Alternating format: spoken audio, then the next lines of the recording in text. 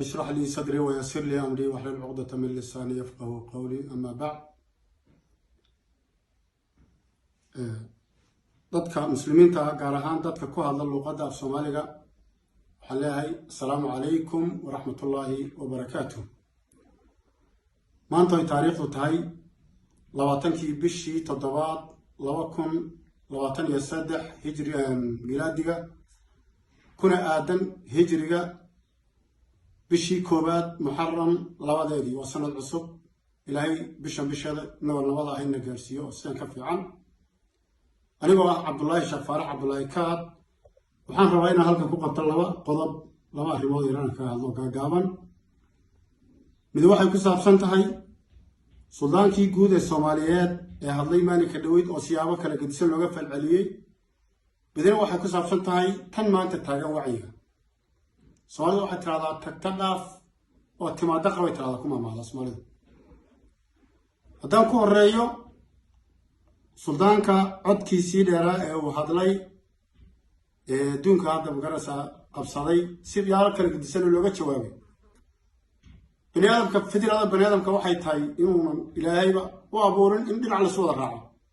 qofna way danqaysaa, qofna way ka farxinaysaa. kollaba dadku way raalli gelinaysa. haddii aan ku horeeyo cabdi maxamuud cumar bay dadku aada soo qaadanayaan suldaankuna uu magac dhabay iyo dadka la xidhan. cabdi maxamuud cumar horta ma wuxuu u xidhan yahay Soomaali buu u xidhan yahay, ma dembi naga galay buu u xidhan yahay, mise dembiye kale loo haystaayoo dad kala haysta? haddaan ku darsado iyadoo su-aashaas u taalla Soomaalida tayda haddaan ku darsado waxaan leeyahay dembi naga galay uma xidhno. dembi naga galay hadduu xidhan yahay waxaa la keeni lahaa halkan kililka Soomaalida lagu maxkamadayn lahaa, nin waliba kiiska u haysto u keensan lahaa, maxkamada la geyn lahaa, waa lala xisaabtami lahaa. laakiin waxay naga madax bannaan buu xidhan yahay. suldaankuna siiqada af Soomaaliga haddii aan fasirno siduu u yidhi wuxuu sheegay in dhammaan Itoobiya dadkii dambiilayaashaha ka midka yihiin kuwii 1 milyan ee qof dilay hadda sanadku dambaysa hadda baa la sii daayey. kuwii ka dambi weynaa isaga macallimiinta u ahaa la sii daayey. Soomaalida maxaa loo haystaa buuri? Soomaalida maxaa loo haystaa buuri? Soomaali buu u dooday, kan hadda jooga ayuu u dooday laftiisa bari haddii la qabto oo kala midka haddii Shamalas la qabto oo la sii daayo Shamalas isaga in la sii daayo xaq u leeyahay. wasiiradiisa haddii la qabtana wasiirada ka dhisay xaq u leeyihiin. kuwa soo socona wuu u dooday. shakhsi gaara umuna doodin, nacabshiya jacayl abuuna sheegin. dembiyadu ninkaasi galayna cid waliba way og tahay oo dembiilo maaha cid dhihi kartaa ma jirto. marka haddii uu yidhi ha la sii daayo Soomaalida, dee Soomaalidu dembigeeda ha isu raacatee Itoobiya magaranaysaa faraha ka qaado, waa ku taageersana arrinta aniga suldaanka si buuxda weli ugu taageersana. laakiin ninkaasi inuu dembiilo yahay laba isweydiin mayso. taa intaasaan lehay. qodobka labaad aan usoo gudbo waxaa la yidhi naari meel qabow ma laha. naari meel qabow male. ninba waxaa laysu leeyahay bannaanka u soo baxa, aynu iftiinka wada aragno, aynu xidigaha wada aragno, aan cirka wada aragno.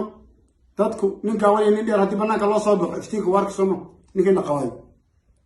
qof walibana si wax u arko bacaqli u leeyahay. wixii shalay tirana waan aragnaa, waxa maanta joogana waan aragnaa. maamulkan uu madaxweynaha ka yahay Mustafa haddaan u soo noqdo waxaan hoos harsanaynaa geed weyn oo la dhalmay oo dabkii lagu shiday oo goor u dhacaya aanan garayni baan hoos harsanaynaa.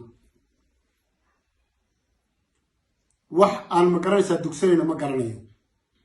kolkii hore waxaa lagu haystay musuq maasuq xasho ma garanaysaa wax istabari baa lagu haystay. waxaa lagu darsaday maatilays iyo dabcunimo. hadda waxaa gorodda la isu geliyay dhammaan qabaa'iladii Soomaalida ayaa gorodda la isu geliyay.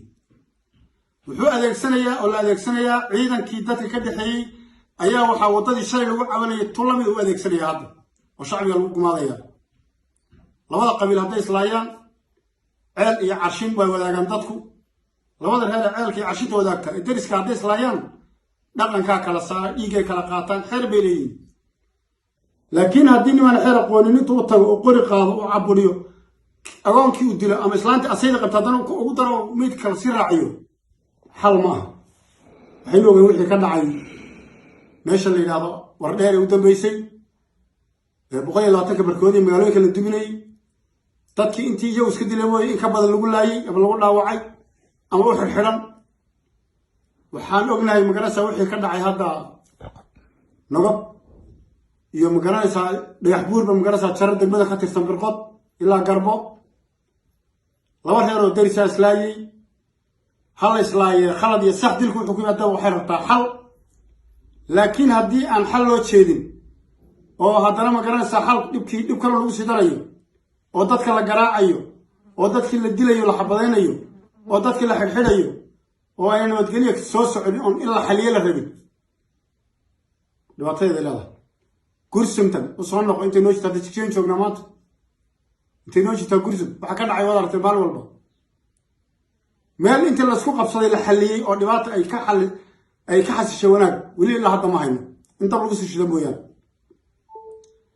ويفشلن طيبا له دولة هدو إسعسيل وايو أو ماشي كتير وايو قفك ماشي تسوي ملاحظة وكتير وايو مركو فشلمو وإن لا يحتور لغيريا حبض ما حتى لا يحتور وين لغيريا تدكو بنانك أصابح الله بنانك أصابح لي وراني الله إفتين كان أرقنا والله الله بنانك أصابح تكتيا لسكدي ليا ميد محمد ميال كيدر هذا سيودي حافظها لسوق قلي سلاسة محمد درت الواحد بني سوق عروتها الور لاي يدنا ناوع ما تصفت بالقطبة الشري الأولى لاي ميت كي درت مالك ما سويين وهواني عروة واحدة كلالية قلافة نقدر قلافة حدافية